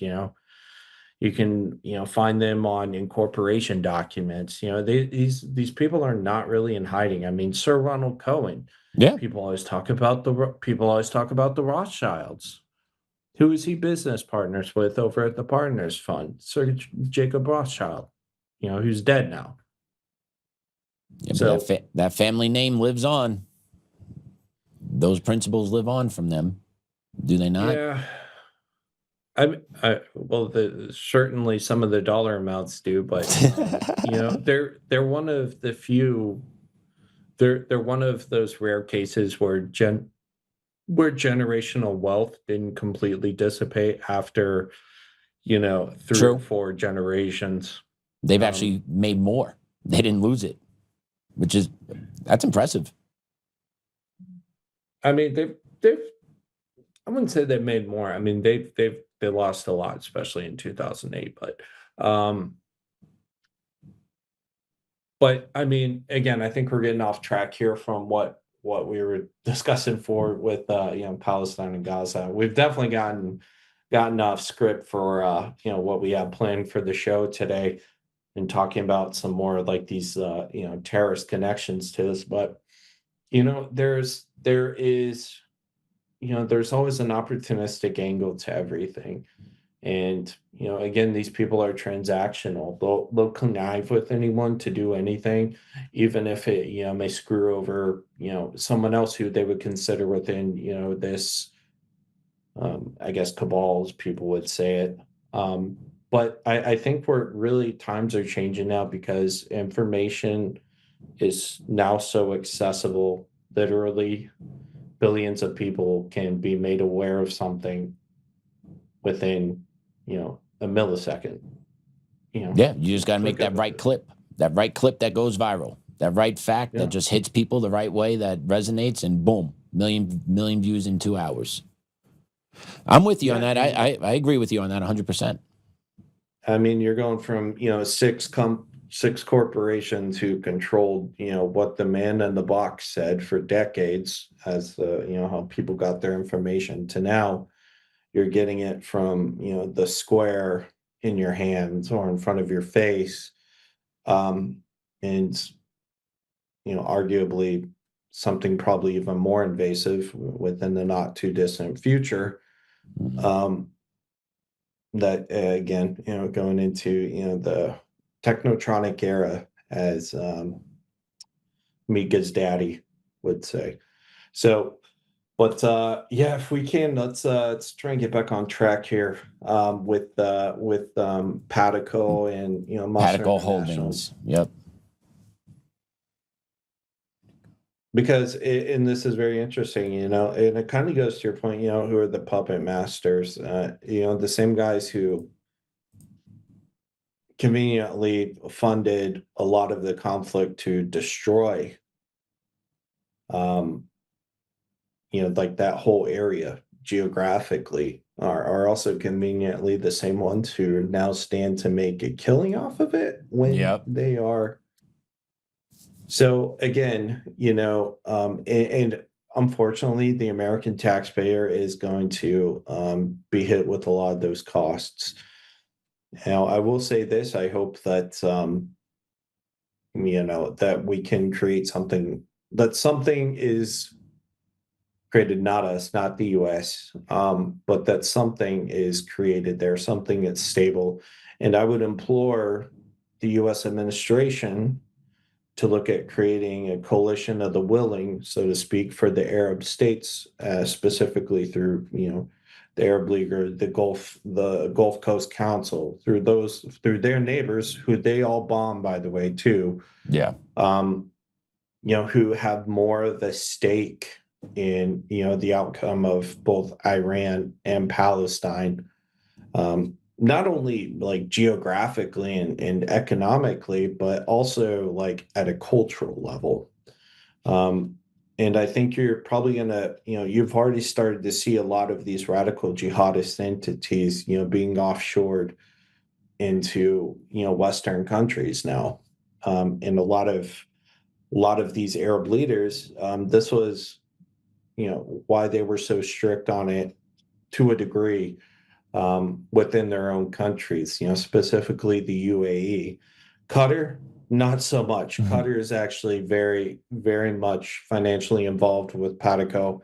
As a matter of fact, Bashar Masri. We got their board of directors. Let's put it up. Yep. Right, Patago board of directors. There you go. Yep. There's Bashar Masri right on top. And who is that? His son next to him, his brother, who's Sabi? Yeah, Master? It's his brother. It's his brother who's actually arguably even worth more. And that's his son as well. Oh, below him. Yeah. Hissam Masri. Wow. Yeah. Family-led business. And if you go into some of their other filings, you'll find links to the Makati family, which is the Lebanese PM, who's a big Hezbollah fan. And remember, Samir Hulile, who worked for Sir Ronald Cohen at Ramallah Bank, was also the cabinet secretary for the Palestinian Authority. in the mid 2000s. So he himself is very well connected, and he himself actually owns a business with the Makati family, jointly owns a business with the Makati family, which is registered in Jordan. And, I think the Makati family in one group is, probably a segment for another day. They're on the mind map, by the way, connected in with Iran cell in Grameen. But basically, what I wanted to highlight here with Patico is, in this Gaza redevelopment, is that I hope people follow this lawsuit closely. I think there's going to be a lot of information revealed within it. I think it's going to be dragged out over time. I think more people will be added to it, probably within the U.S. as well, as more information becomes publicly available. And there's a definite dynamic here. Bashar Masri was even alleged to have played both sides of the fence politically. He allegedly flew around one of the advisors to Trump's envoy on his aircraft to do a hostage exchange. And he was allegedly a critical part of this within the Trump administration with this hostage exchange. But on the same token, Samir Hulile, his mouthpiece, his puppet, who they had put in there to be the governor of Palestine, was the guy who actually physically walked into the Biden White House and walked out with Biden's blessing to effectuate this program, which would have very handsomely rewarded a lot of the friends, a lot of the mega donors for the Democrat Party. Specifically, again, Alan Patrickoff and Sir Ronald Cohen. So I think when you think about it like that, it's really easy to kind of see it now, and how these people kind of operate. Again, they're not operating in the shadows. They're very transparent about it. Just people get distracted. People have a tendency to want to just, cognitive bias to, reaffirm their position as opposed to be introduced to new, possibly even information which is contrary to their opinion on something. So I think if people just pay attention to it, just look at something objectively and think critically. I mean, Jesus, man, there are so many people who just, they see something in that millisecond, that cognitive bias kicks in, and they just, bam, hit that like button, and retweet it, spread it out to like a million other people, without asking, where's the information coming from? What's the source of the information? Is it AI? For instance, one of the mainstream news channels, I'm not going to say which one, just literally aired an AI propaganda video, which again came from Mayor News, of the Iranians allegedly boarding another tanker vessel, Iranian Special Forces. And it was the most AI thing I've ever seen. And they put this up on a mainstream channel. And so this is where we're at. And I'm not, going to say I have the answers for everything, but if you just ask the question that I just alluded to, I think you'll get a lot of answers revealed. And I'm going to closely continue watching this Gaza situation, especially this lawsuit, Bashar Masri lawsuit, and all those involved with it, because while it may not be timely, for instance, right now there are still ongoing 9/11 lawsuits, which are still being heard 25 years later, a quarter of a century later. So, but I think, I think this is really going to have some effects downwind politically. And I do think that the media will probably try and keep it out of the papers as much as possible. But, for Mamdani, these are the people who he was ordered to put into position, ordered by the likes of ICNA. There's a reason half of his cabinet are ICNA. He is a puppet for Ali Najmi, who created the Muslim Democratic Club of New York. He is a product of their environment. He is a product of their training and their conditioning of him. And he is one of many, and they are going to come in at the local level, and they're going to propagate the state level, and then they will move at the federal level. And he already he moved the needle in New York already. He got Hochul to agree to tax second homes that are worth more than $5 million. So he's starting it. Yeah, and that's probably going to piss off the rest of New York, and then we're going to really begin to see a lot of fracturing. I think a lot of these. I think we're about to see Democratic strongholds become more Democratic strongholds, but the jihadists are very smart. They targeted red states. Pure Hands, one of the entities I was looking at, which ended up shelling out more than $200 million in 2024 alone through charities to al-Qaeda in Yemen. It's literally run by a dude named Salah Bates.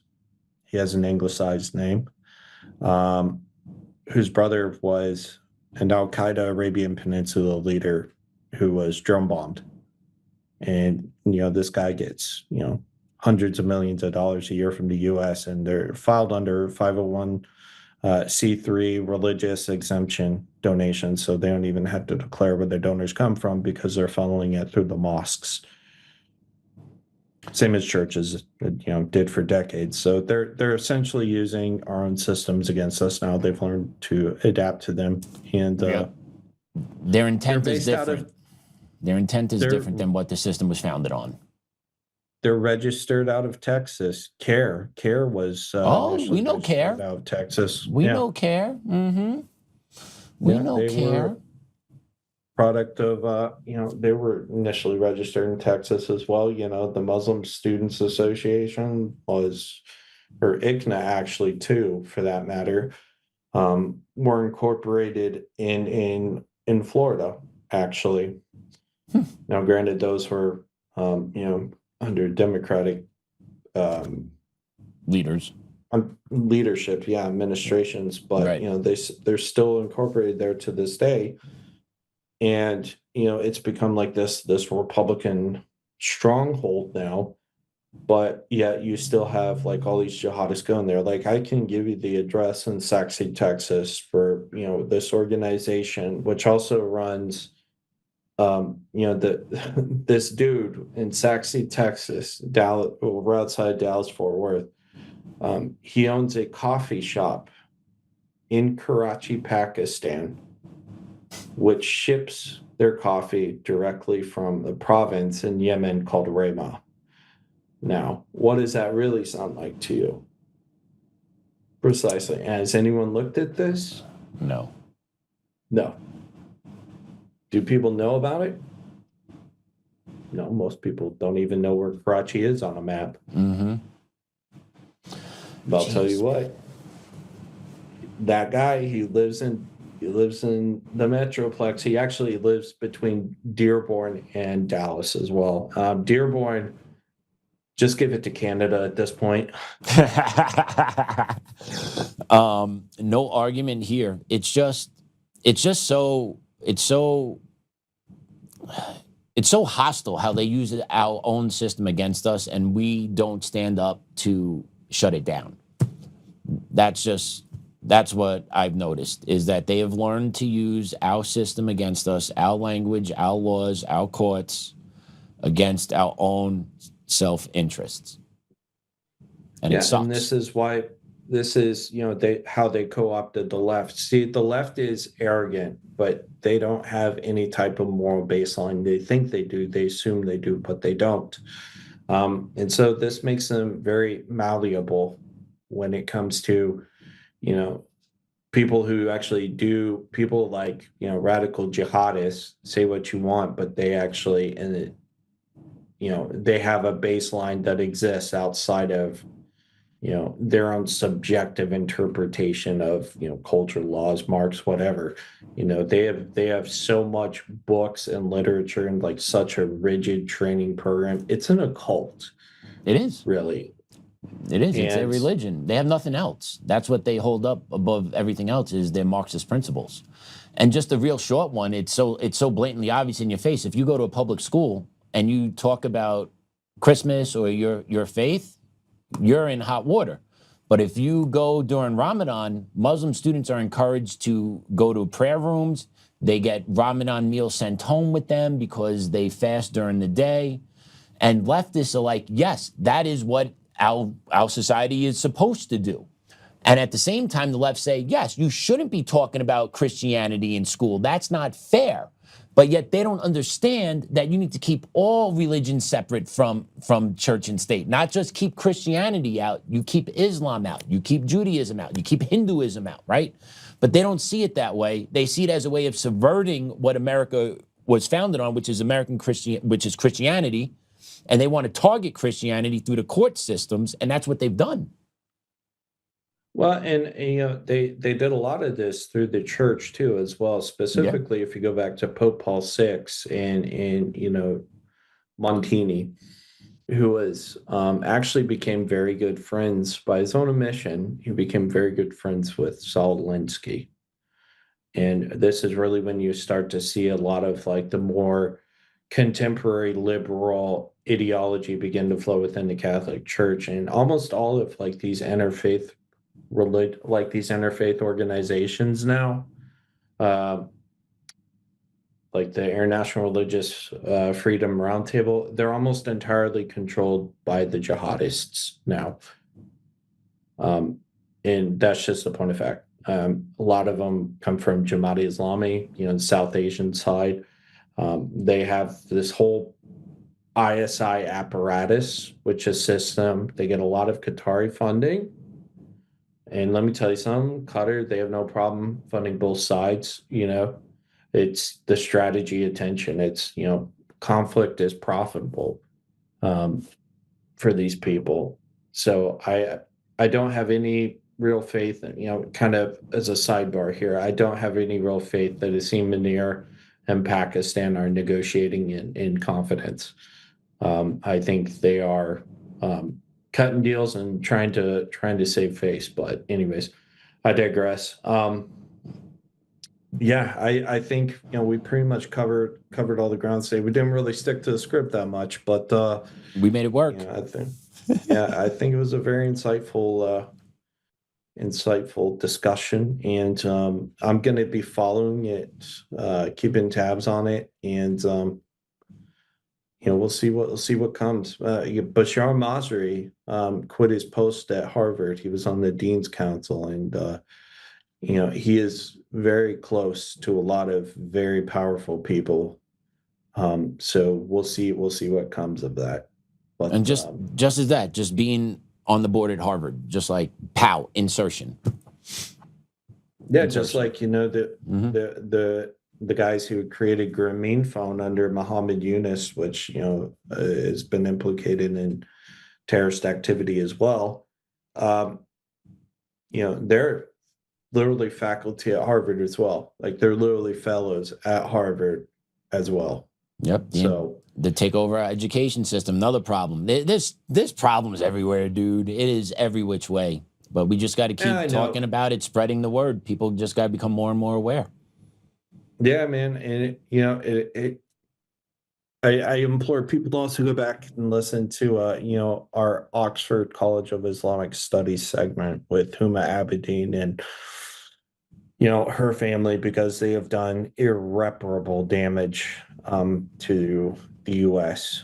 as well. So again, go back, listen to those earlier episodes, and a lot of that information and that network will make this a lot more consumable. All true. The more you listen, the more you know, the more you pay attention, the easier the dots get to connect. They do. Well, B, thank you so much. Audience, look forward to seeing you again. We will be airing this over the next week or two, and then we'll be back again doing some more work with B. So thank you all for tuning in. Class dismissed.